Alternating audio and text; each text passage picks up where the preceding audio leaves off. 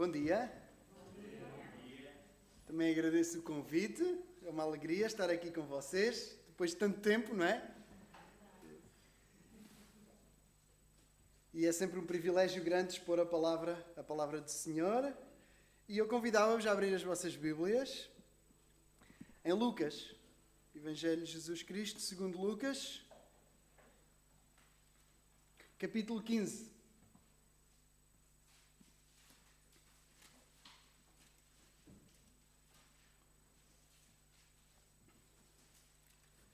Lucas 15, nós vamos ler o texto que está do verso 11 até ao final, a parábola que é conhecida como a parábola do filho pródigo.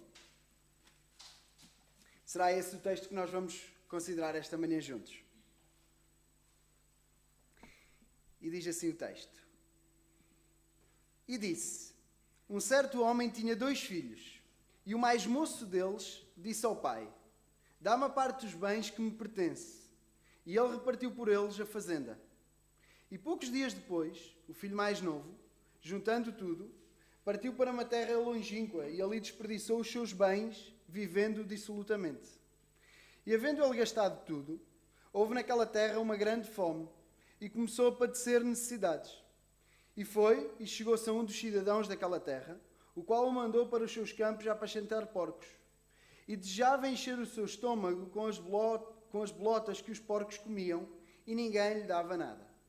E tornando em si, disse: quantos jornaleiros de meu pai têm abundância de pão, e eu aqui pereço de fome? Levantar-me-ei, e irei ter com meu pai, e dir-lhe-ei: pai, pequei contra o céu e perante ti. Já não sou digno de ser chamado teu filho. Faz-me como um dos teus jornaleiros. E levantando-se, foi para seu pai, e quando ainda estava longe, viu o seu pai, e se moveu de íntima compaixão, e correndo, lançou-se-lhe ao pescoço e o beijou. E o filho lhe disse: pai, pequei contra o céu e perante ti, já não sou digno de ser chamado teu filho.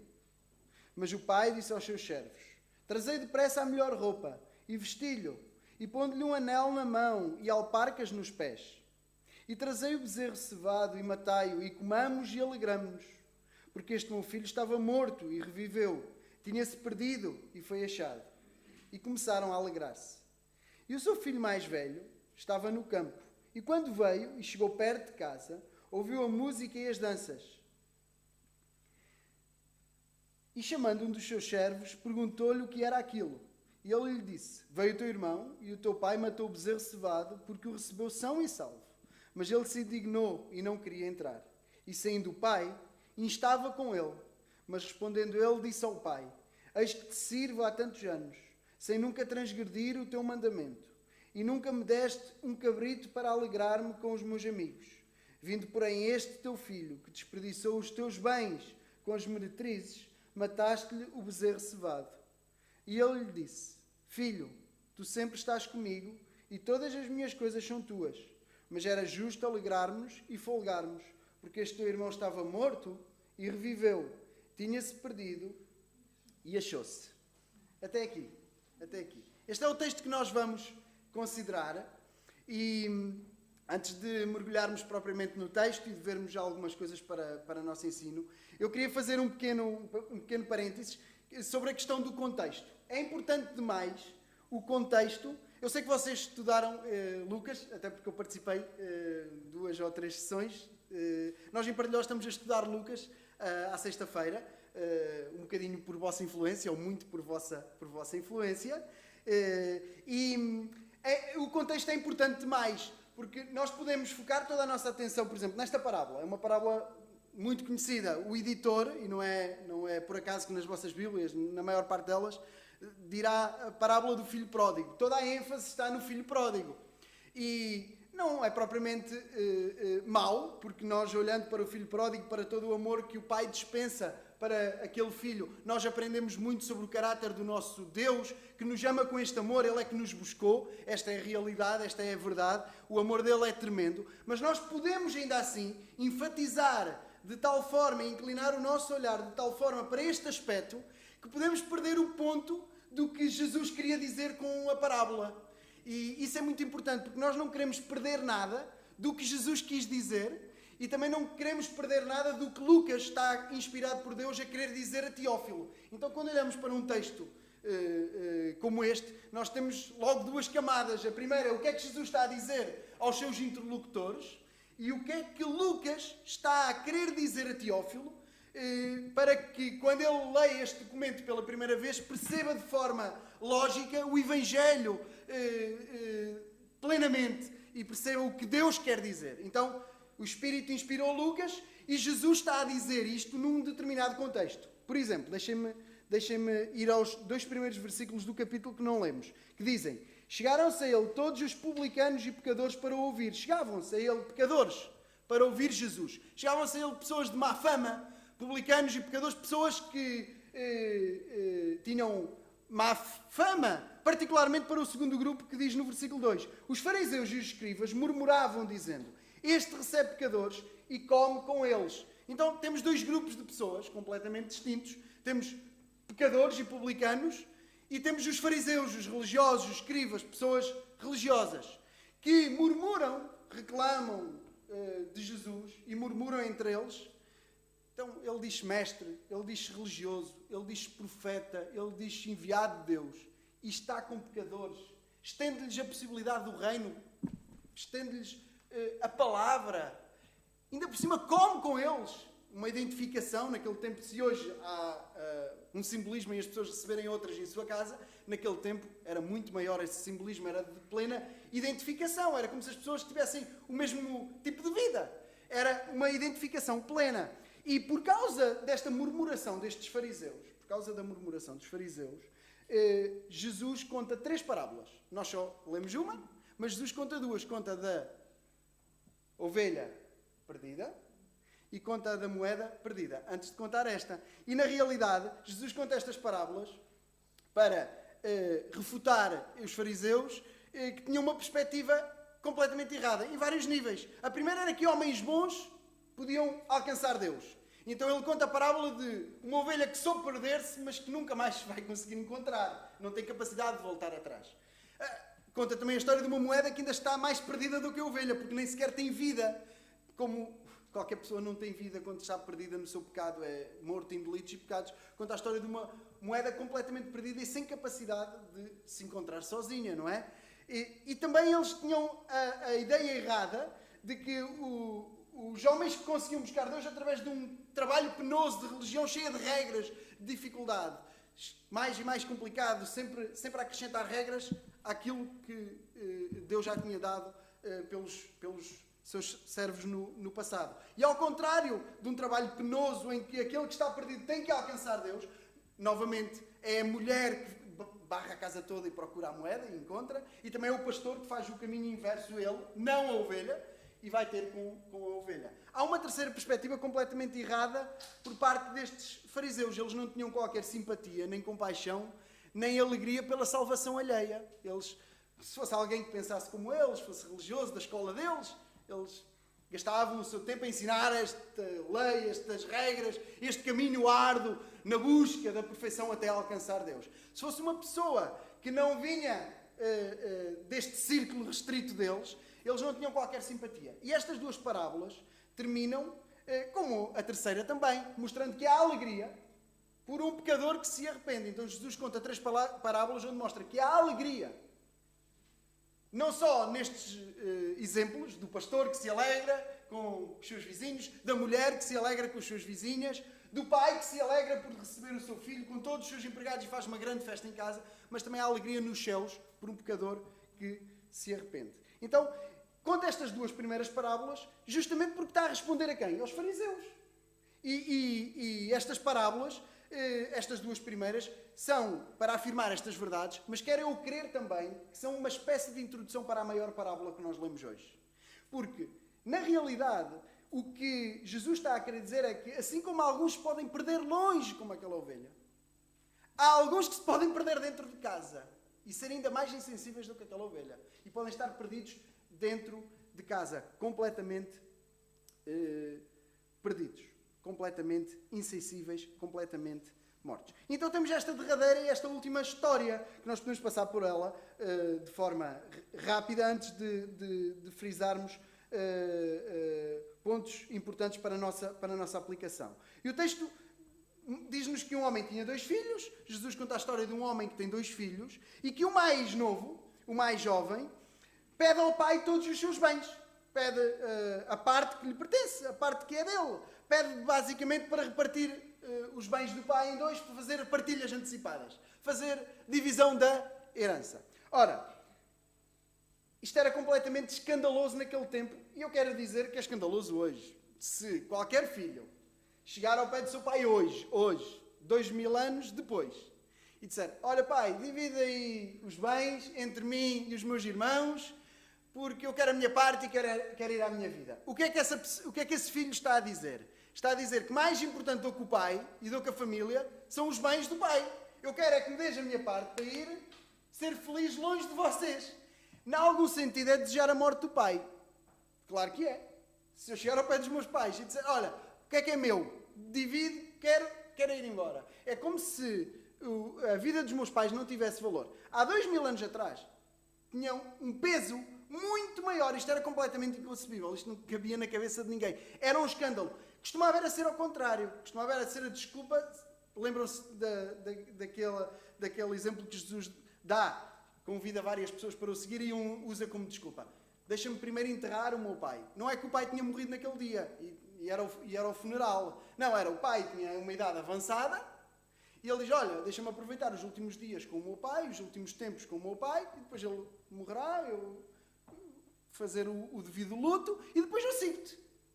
O pressuposto, naquela cultura que se valorizava a idade, algo que nós devíamos ponderar, porque hoje não se valoriza a idade das pessoas, tanto quanto no passado, o pressuposto era exatamente o contrário, era de dispensar todo o nosso tempo, toda a nossa energia com aqueles que nos geraram, com aqueles que cuidaram de nós. Este filho faz uma autêntica loucura ao pedir ao pai a parte da herança que lhe pedia. Então, juntou tudo, diz o texto, passado alguns dias, juntou tudo, como nós dizemos, juntou as trouxas, pôs as coisas às costas e foi embora para uma terra longínqua, para muito longe, e ali desperdiçou todos os seus bens, vivendo de forma completamente dissolutamente. Vou mudar a palavra, senão não vou conseguir. E viveu de forma completamente sem regras, desperdiçando tudo, gastando tudo, até que veio uma grande fome e ele começou a padecer necessidades, até que ele gastou tudo. E aqui há que fazer um parênteses: tudo acaba. O dinheiro acaba, o tempo acaba, a saúde acaba, a vida acaba. Nada é para sempre. Nada é para sempre. E o dinheiro dele chegou ao fim. Então ele foi até um dos cidadãos daquela terra pedir ajuda. Ele mandou para os campos apacentar porcos. Aqui a ideia de que estava tão longe que até estava numa terra onde se apacentavam porcos, que não era propriamente, não era costume, nem é costume em Israel. Eles não comem carne de porco. E ele queria comer até a comida dos porcos. Tal era o estado dele de miséria. Queria comer as bolotas que os porcos usavam para seu mantimento. Até que, diz o versículo 7, ele caiu em si, ele tornou a si, ele arrependeu-se. Verdadeiramente ele arrependeu-se. Ele percebeu a loucura do que tinha cometido, o que estava a fazer não tinha qualquer sentido, e ele começa a pensar: então eu estou aqui, não tenho comida, estou a padecer de necessidade, vivo de forma miserável, enquanto que em casa do meu pai, os empregados, aqui o termo é jornaleiros, mas os empregados, os servos do meu pai, têm abundância de pão, não lhes falta nada, eles vivem bem. Eu já sei o que é que eu vou fazer. Eu vou voltar para casa, eu vou dizer ao meu pai que pequei contra ele, pequei contra o céu também, pequei contra Deus, pequei contra ele, eu não sou digno de ser chamado filho dele, eu já não sou digno de ser filho. Mas eu quero ser um empregado dele, quero ser um servo dele. É isso que eu vou fazer. E foi isso que ele fez. Ele voltou para casa e diz-nos o texto que ele ainda vinha longe e o pai viu, como se o pai a cada dia olhasse para as campinas, olhasse para fora das suas propriedades, para a rua, ao longe, para tentar avistá-lo. Até que chegou esse dia que o avistou. Então correu, não esperou que o filho chegasse, mas correu até ao seu encontro movido de íntima compaixão. Abraçou-o, lançou-se ao seu pescoço e o filho disse aquilo que tinha idealizado, aquilo que tinha pensado. Pai, pequei contra ti, pequei contra o céu, não sou digno de ser chamado teu filho. Mas rapidamente o pai, como quem não deixa acabar a história toda, tudo o que o filho está a usar como desculpa, chama aos empregados, pede que lhe tragam a melhor roupa, que o vistam, símbolo de dignidade, que lhe seja colocado um anel na mão e alparcas nos pés, novamente símbolo de aliança, de filiação, e alparcas de dignidade também. E pede, olha, tragam um boi mais gordo, que esteja pronto para matar, vamos fazer uma festa. E assim aconteceu. Começaram a alegrar-se. O filho mais velho estava no campo, a trabalhar. E chegou a casa. Chegou a casa e perguntou a um dos servos, a um dos empregados, o que é que era aquilo. Então ele disse, olha, o teu irmão chegou, são em salvo, então o teu pai matou o boi cevado e fez uma grande festa porque o recebeu são em salvo. E ele indignou-se, ele irou-se, ele ficou com raiva e não queria entrar. O pai sai da festa, vai ao encontro do filho mais velho e insta, convence-o, tenta convencê-lo a entrar para a festa, a alegrar-se também. A alegrar-se também. E ele responde, pai, eu sirvo-te há tanto tempo, eu nunca transgredi as tuas ordens, eu sempre fiz o que tu quiseste e tu nunca me deste um cabrito para eu me alegrar com os meus amigos. Como quem diz, eu estou aqui, faço tudo direitinho, faço tudo o que tu queres, nunca te abandonei, sou um filho exemplar e tu nunca me deste nem um pernil para eu convidar os meus amigos e fazer uma festa em casa, fazer um churrasco com os meus amigos. Ao que o pai... E continua. E ao contrário disso, este teu filho pegou em metade dos teus bens e desperdiçou com as prostitutas, com o vinho, com o álcool, vivendo da forma mais terrível possível.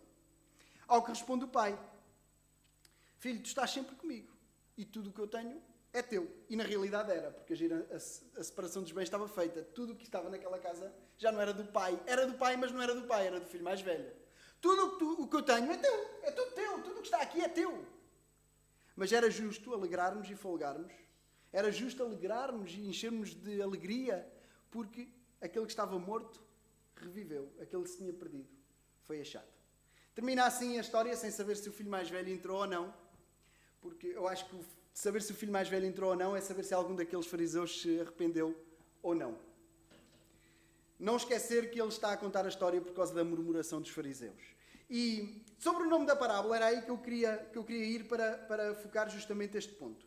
A parábola normalmente é chamada como a parábola do filho pródigo. E é verdade, como já dissemos, que o filho mais novo, que esbanja toda a parte da herança que lhe cabe, é uma peça importante desta história. Mas como nós já consideramos, não acaba aí a história. Não acaba aí de maneira nenhuma a história. Focar toda a nossa atenção no filho mais novo, no filho pródigo, é ignorar todo o contexto. Porque é que Jesus contou a história? Porque é que Jesus contou a parábola? A parábola, na realidade, ela é contada em primeiro lugar por causa dos fariseus. Ela é contada por causa deles. E eles são aqui representados pelo irmão mais velho, que não se alegra com a chegada do seu irmão mais novo. E para nós, que estamos na casa do Pai, é perigoso demais ignorarmos a parte principal da parábola que nos diz respeito a nós. Nós estamos na casa do Pai. É perigoso demais focarmos toda a nossa atenção no filho mais novo, como se isto fosse uma parábola só para descrentes e para pessoas que vivem muito mal no mundo, e ignorarmos a parte da parábola que nos diz respeito. Logo, a parte da parábola que fez Jesus contar a parábola. Então, por outro lado, se é verdade que o filho mais novo foi realmente pródigo, e pródigo segundo o dicionário, depois as palavras vão mudando na sua utilização e o seu significado vai mudando, mas a palavra pródigo, segundo o dicionário significa aquele que gasta de forma desmedida, aquele que gasta totalmente, aquele que esbanja, aquele que é esbanjador, que gasta sem ter em conta o que está a fazer, que desperdiça. Se é verdade que o filho mais novo é pródigo porque esbanja tudo, é verdade que há alguém na história ainda mais pródigo, que ainda esbanja mais, que é o pai. O pai que esbanja todo o seu amor, que dá aquilo que ninguém esperava que fosse dado. Spurgeon, por exemplo, ao pregar este texto, pregador do século XIX em Londres, famoso pregador, ele ao pregar este texto, ele deu o título Amor Pródigo pelo Filho Pródigo. Amor dado até ao limite, ou sem limite, dado de forma completamente esbanjado por um filho pródigo. Ou então Deus pródigo, Pai pródigo. Nós podemos dizer que esta parábola acaba por ser uma ilustração daquilo que Paulo viria a escrever mais tarde quando fala aos Romanos, quando ele diz: onde abundou o pecado, superabundou a graça. O filho foi pródigo, esbanjou, pecou muito ao esbanjar tudo, mas ainda houve algo mais pródigo, superabundou a graça. Ainda há mais amor do que o nosso pecado. É assim que Deus nos ama. Ele ama-nos mais do que o que nós somos capazes de pecar. E nós somos capazes de pecar muito. Nós somos maus. Nós pecamos muito. Mas Deus é capaz de superabundar, ainda ser maior em amor para connosco. E era isso que os fariseus não percebiam. Que apesar daqueles publicanos, daqueles pecadores representados no filho mais novo, viverem longe da religião, viverem longe de Deus, realmente viverem em pecado, realmente viverem de costas voltadas para Deus e serem pecadores, Deus tem um amor ainda maior que os pode alcançar, cobrir e transformar. Então, o texto diz que que um homem tem 2 filhos. Esta é a parábola dos 2 filhos. É a parábola dos 2 filhos. E ambos estão perdidos. Ambos estão perdidos. O mais novo simboliza os pecadores e os publicanos que estão ali com Jesus. E também simboliza todos aqueles que ainda hoje, em Pardelhó, em Eiras, hoje, aqui, em Portugal, simboliza todos aqueles que hoje querem viver sem religião, sem moral, de forma livre, sem regras, sem olhar ao bem e ao mal, viver única e exclusivamente dirigidos pelas suas vontades, pelos seus desejos, a seu belo prazer. Por outro lado, o filho mais velho simboliza aqueles escribas, aqueles fariseus que estavam ali na presença de Jesus e que estavam a murmurar dele, os religiosos. Mas também representa, este filho mais velho, todos os religiosos que ainda hoje existem. Em Pardelhó, em Eiras, em Portugal, todos os religiosos que vivem uma vida moral, de religião e talvez até de legalismo. Esta parábola é para ambos os grupos. Jesus, quando a conta e quer atingir, ele conta por causa dos religiosos, mas ele quer atingir os 2 grupos. Ele quer atingir os 2 grupos de pessoas. E é verdade que é para todos nós. Ela está aqui para que Teófilo pudesse lê-la a ele, passar a outros, e fez bem o trabalho, porque passou a outros, tanto que chegou até nós. E esta parábola é para todos nós. E eu listei 3 motivos pelo qual esta parábola é para nós. Em primeiro lugar, pode estar aqui algum filho mais novo, aqui ou em casa, a ouvir-nos. Pode estar aqui algum filho mais novo, e quando digo filho mais novo não é o Gabriela, ou o pequeno Samuel, que foi acrescentado agora a vocês também. Quando falo de filho mais novo, é alguém mortinho por fugir de casa do pai. E às vezes nós esquecemos disso, mas eu já tive muitos anos em Pardelhó e era filho mais novo. E as pessoas, se calhar, não sabiam. E eu estava lá, tinha corpo presente lá, não sei, já passaram uns 18 anos, mas tinha 14, 15 anos. Talvez 16. E eu estava lá, mas não estava lá. Eu estava lá, mas o meu coração não estava lá. O meu corpo estava lá. Eu até cantava, fazia tudo o que os outros faziam. Então, esta parábola é para todos nós, até porque pode estar aqui algum filho mais novo que acha que consegue ser mais feliz fora da presença do pai e da casa do pai.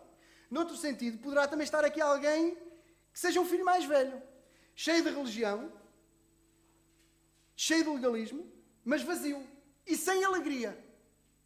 Sem alegria. E em terceiro lugar, esta parábola é para todos nós, porque todos nós temos partes, temos pedaços, temos bocados de ambos os lados, de ambos os filhos.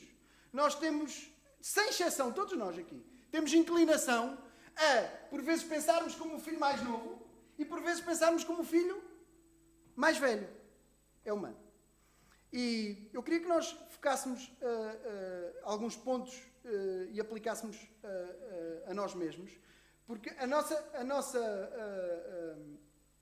nossa vida deve ser regida pelo Evangelho da Graça. Não pelo extremo do mundanismo, libertinagem e a vida sem qualquer tipo de vínculo e de regra, nem uma vida de religião, de legalismo, de obras, de autojustificação. E o Evangelho não é propriamente o meio termo entre as duas coisas, mas é algo diferente. Não somos nós que nos esforçamos muito e vivemos para agradar a Deus, nem somos nós que fugimos de Deus e não queremos saber de Deus. É Deus que vem até nós, como nós já lemos, Ele que faz a obra toda, que rasga o véu, que abre um novo caminho para nós e que faz toda a obra em nosso lugar. E nós não queremos cair nem para um lado nem para o outro, queremos focar-nos no Evangelho. E por isso eu queria que nós aplicássemos a nós mesmos alguns pontos essenciais desta história que Jesus conta, desta parábola. E o primeiro ponto que eu queria enfatizar: fugir não é a solução. Fugir nunca é a solução. Nunca é a solução. Acaba sempre em miséria. Viver longe de Deus, no mundo, de forma a desperdiçar toda a vida, todos os recursos, toda a energia, todo o tempo, toda a saúde, todo o dinheiro, o que seja, toda a juventude. Viver dissolutamente no mundo é algo terrível. E a morte é o seu fim, se não houver um arrependimento, se não houver uma marcha atrás neste ciclo vicioso e destrutivo, a morte é o fim. Fugir nunca é a solução. Vemos pela parábola que Jesus conta. O fim daquele jovem, se ele não volta atrás, era a miséria e a ruína total. Por outro lado, obras, religiosidade, também não. Obras e religião também não são a solução. Tu, no fim, acabas cansado e infeliz. Se olhares para a relação com Deus, a relação com a igreja, a relação com os irmãos, única e exclusivamente através de uma lógica de mérito, de obras, de fazer ou não fazer, de regras, tu no fim vais acabar cansado e infeliz. Piora. Vão haver momentos em que vais acabar indignado, com raiva e a reclamar de tudo e de todos. Reclamar de tudo e de todos. Até contra o pai.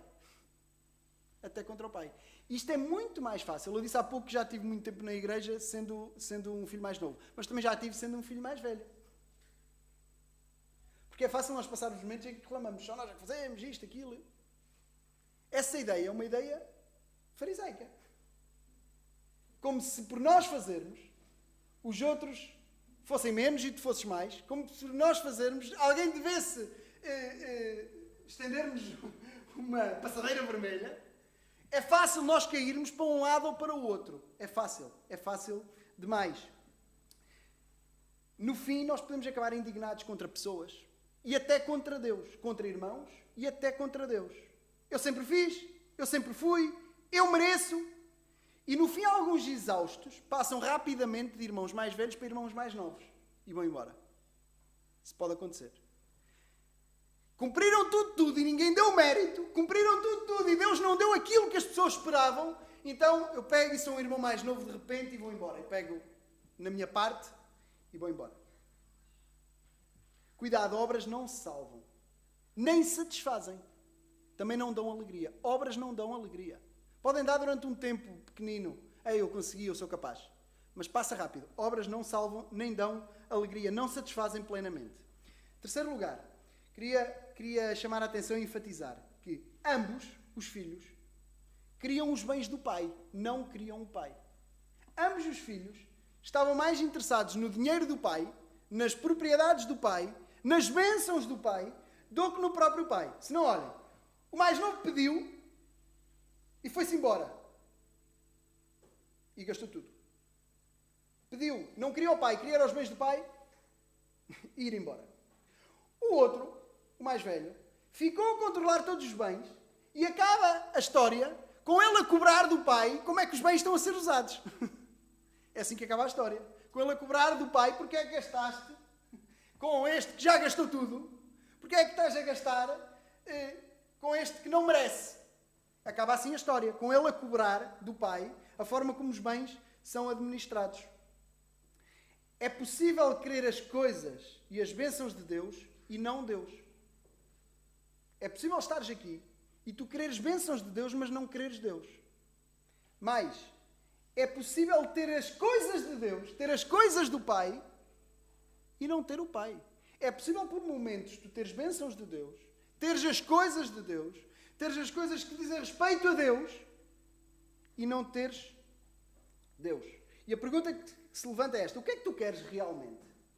O que é que tu procuras? Quando vens aqui, por exemplo. O que é que cada um de nós procura quando vem aqui? Nós vimos mesmo à presença do Pai, porque queremos o Pai, ou nós queremos aquilo que o Pai pode dar? É uma pergunta que deve sair naturalmente deste texto. O que é que nós queremos? O Pai, a presença do Pai, a companhia do Pai, o amor do Pai, a proteção do Pai, ou queremos aquilo que o Pai nos pode dar? Outras coisas além da sua pessoa? Que Ele dá, nós sabemos que dá. Não há mal nenhum em Ele dar.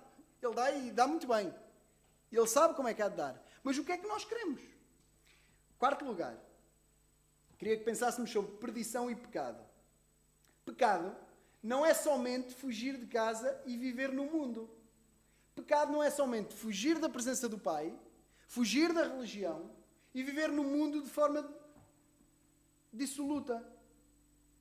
Não, não é só.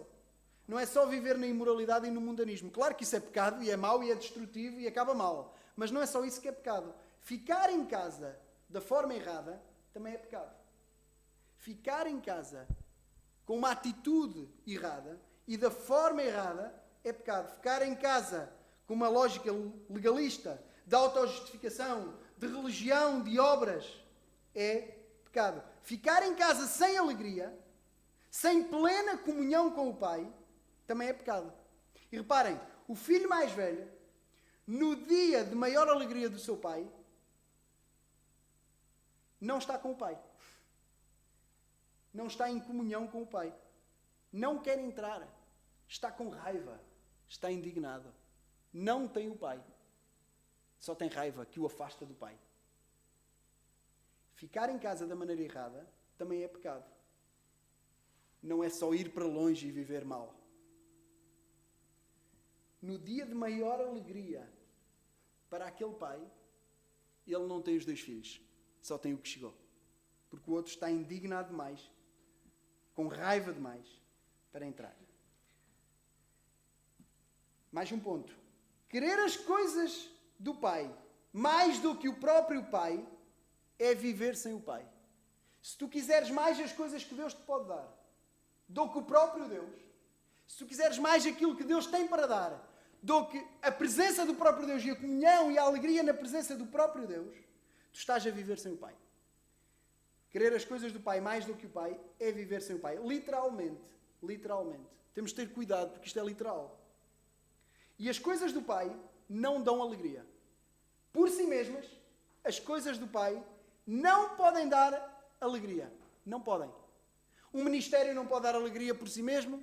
Uma igreja não pode dar alegria por si mesmo. A saúde que o Pai dá, o dinheiro que o Pai dá, tudo o que o nosso Deus dá, por si mesmo, não dá alegria para sempre. Não dá alegria plena que perdura por si só.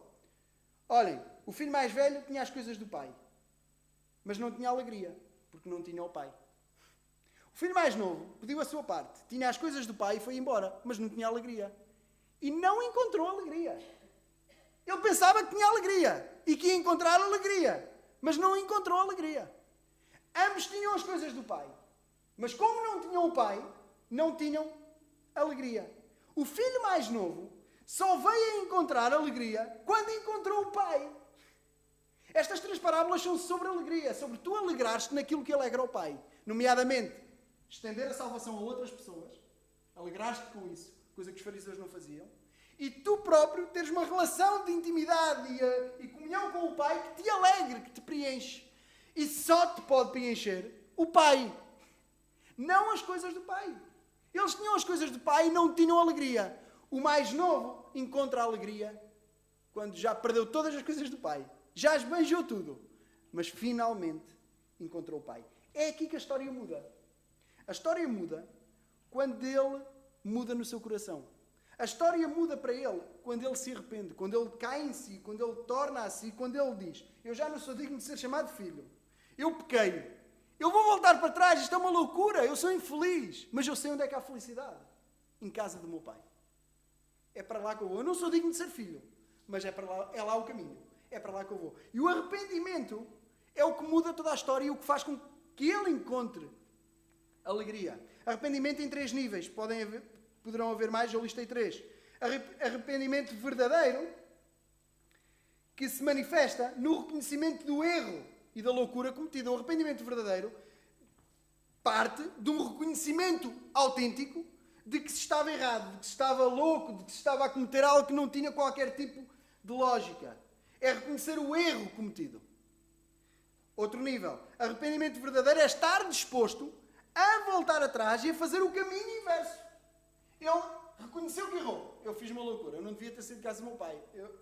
Está errado. Reconheceu o pecado. Mas ele está disposto a voltar atrás e foi isso que ele fez. Há pessoas que dizem: eu estou arrependido, mas não estão dispostas a repor o erro. Não estão arrependidas. Não estão arrependidas. Não estão. Eu ontem vinha na autoestrada, vinha do sul para o norte, e apercebi-me que deixei passar a estação de serviço da Mielhada e que faltava gasolina. E que não ia chegar à estação de Estarreja, de Antoine. Eu reconheci que aquilo foi um erro. Estava arrependido. Se eu pudesse voltar para trás, mas não dá. Na autoestrada não dá para voltar atrás assim de qualquer maneira. Se não andamos em sentido contrário, é complicado. Se eu ficar só com um reconhecimento, errei, e continuo sempre, o que é que ia acontecer? Ia parar. Algures, perto de Aveiro, ia parar na autoestrada. Eu tenho que estar disposto a corrigir o erro. E na primeira saída que eu tive a oportunidade de sair, andei para trás e apanhei uma bomba de gasolina a meio do caminho. Se eu só ficar por dizer: estou a ir para Lisboa, mas estou a caminho de Braga. Errei. Estou no sentido errado, mas não quero voltar atrás. Não estás arrependido. E vais parar a Braga, não vais parar a Lisboa. Arrependimento genuíno e verdadeiro é reconhecer a loucura, mas estar disposto a passar, engolir o orgulho e voltar atrás. E voltar atrás. Voltar a casa. Foi o que ele fez. Terceiro nível. Arrependimento verdadeiro é ter a noção, é ter a consciência de que não se é digno. Como ele tinha a consciência. Não sou digno de ser filho. Eu não mereço.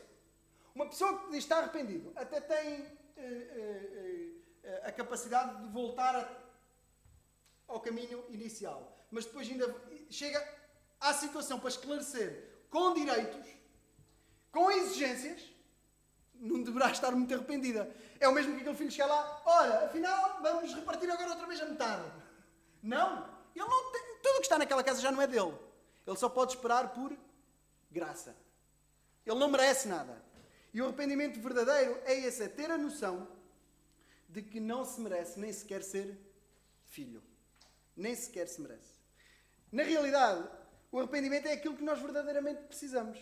Se não queremos cair num extremo ou noutro, se não queremos cair no legalismo, nas obras, na religião, na frieza, na autojustificação, no culpar os outros e desculpar-se a si, e se também não queremos cair numa vida longe de Deus, no pecado, na lama, naquilo que nos afasta para sempre de Deus, a solução é o Evangelho, a solução é arrepender-nos, vez após vez, e firmar-nos mais e mais no Evangelho. Um arrependimento que vá além da confissão da pena. Um arrependimento que tenha também consigo a esperança de sermos aceitos.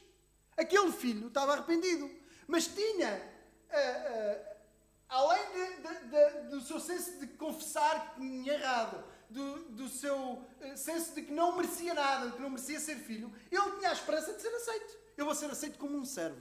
Eu não mereço ser filho, mas eu posso ser servo. E nós devemos ter um arrependimento que também vai além da confissão da pena. Tem a esperança de sermos aceitos. Nós sabemos que o nosso Deus não rejeita um coração contrito. Nós sabemos que, assim como este pai correu para o seu filho, que Deus corre para nós, quando nós corremos para Ele. Nós queremos ter fé em Deus, é crer que Ele existe e que é galardoador dos que o buscam. Fé presume esse arrependimento genuíno, cheio de fé, que flui da fé, presume que eu, quando vou a Deus arrependido, saiba que Ele aceite se eu estou a ser autêntico, genuíno, sincero. Arrependimento tem a noção do preço também. E é aqui que vamos terminar. Arrependimento tem a noção do preço que tem que ser pago para corrigir o nosso erro. Reparem, naquela história, alguém teve que pagar a conta no fim da festa. Sabem quem pagou a conta? Quem pagou a conta foi o filho mais velho. Os bens eram dele. A roupa que o mais novo vestiu era dele. O anel era dele. As sandálias eram dele. E o boi era dele. Era tudo do mais velho. Era tudo do mais velho. Tudo. A casa toda a fazenda era do mais velho. Já tinha sido dividido. O mais novo já tinha a parte dele. Já tinha gastado tudo. Quem pagou a conta foi o irmão mais velho. Quando nós nos arrependemos, temos de ter noção de que alguém tem que pagar pelos nossos erros. O mais velho aqui na história não queria pagar. Pelo contrário, não queria a alegria do mais novo. Não queria que o pai se alegrasse com a chegada do mais novo. Como qualquer fariseu. Não queria muito que os publicanos e pecadores comecem com Jesus, com o mestre. Não queria que eles fossem salvos, que eles fossem alcançados e que o reino fosse estendido a eles também. Mas nós devemos alegrar-nos, porque nós temos um irmão mais velho e melhor, que é Jesus. Que é Jesus. Jesus teve que pagar tudo para que nós, irmãos mais novos, fôssemos feitos também irmãos dele. E ele não fez como este fariseu, aliás.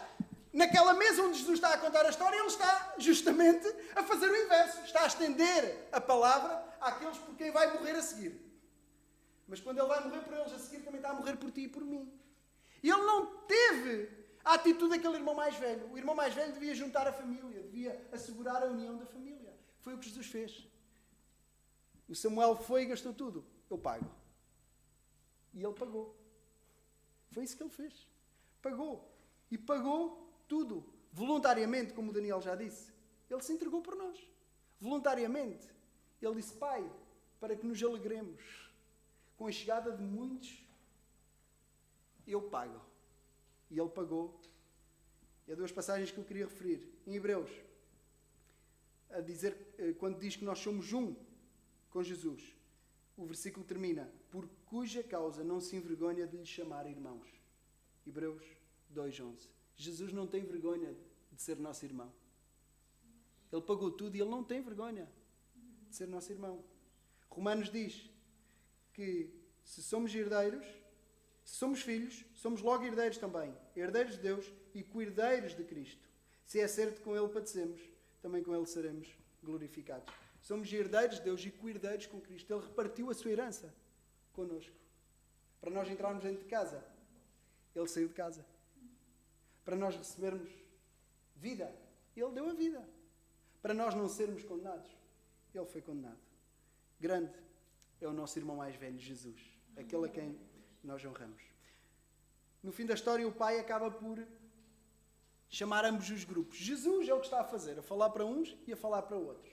E nesta história, o pai também vai ao encontro do filho mais novo e também insta com o mais velho para entrar. Eu espero, pelo poder do Espírito, que esta mensagem e que esta porção das Escrituras faça o mesmo connosco. Que vá àqueles que são mais novos e àqueles que são mais velhos e a todas as partes do nosso coração mais novas e mais velhas e que possa transformar-nos para nos alegrarmos verdadeiramente uns com os outros, com aqueles que nos chegam e com Deus acima de tudo. Amém.